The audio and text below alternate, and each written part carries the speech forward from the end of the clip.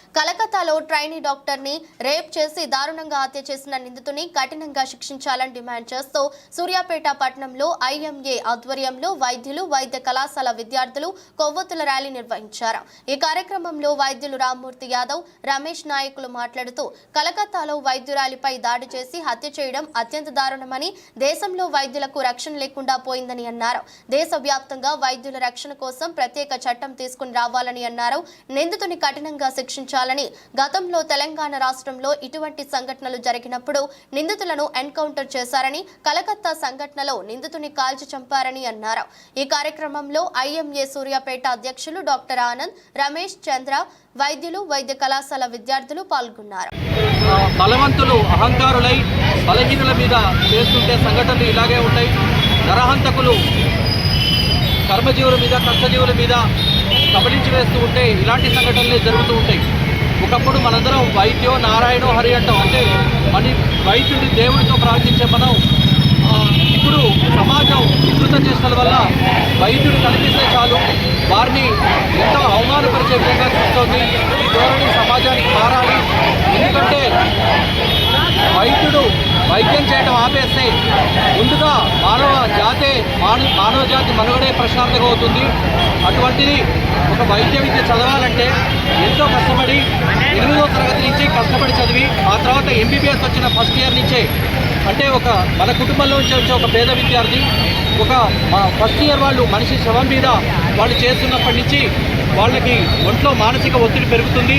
అలాంటిది 2వ సంవత్సరం 3వ సంవత్సరం 36 గంటలు 48 గంటలు కంటిన్యూస్గా డ్యూటీలు చేస్తూ మనం ఎంత చేసినా ఇంకా పేషెంట్ బాధపడుతూనే ఉంటాడు.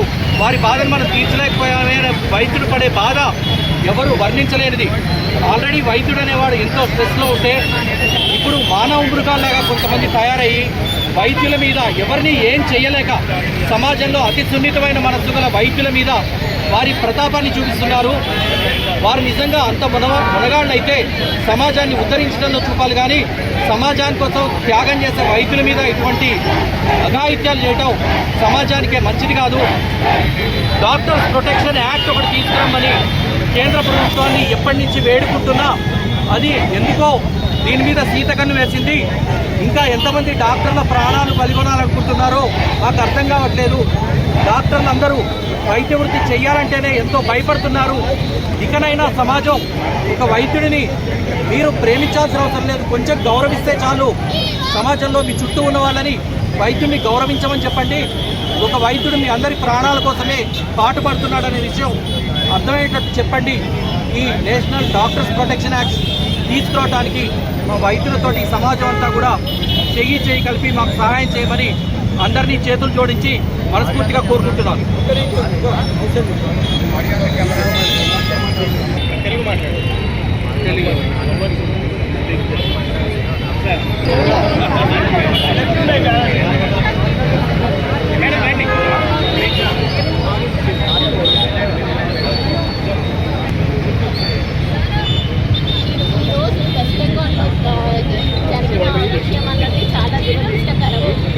అమ్మాయిలు కష్టపడి చదివి ఒక స్టేజ్కి వచ్చి మనకి ఇంట్లో ఇబ్బందులు పడి, బయట ఇబ్బందులు పడి చదువుకొని స్టేజ్కి వచ్చిన తర్వాత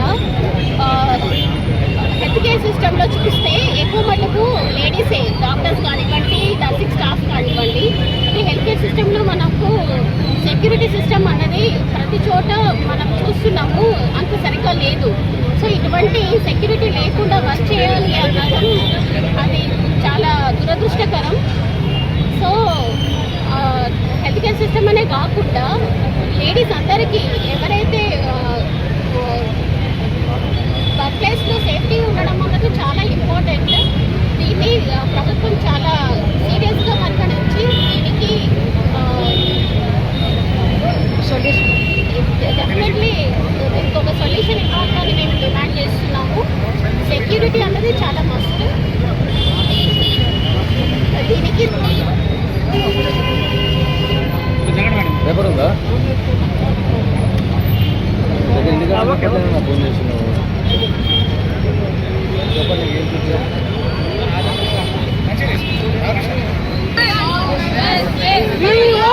justice. We want justice. We want justice. We want justice.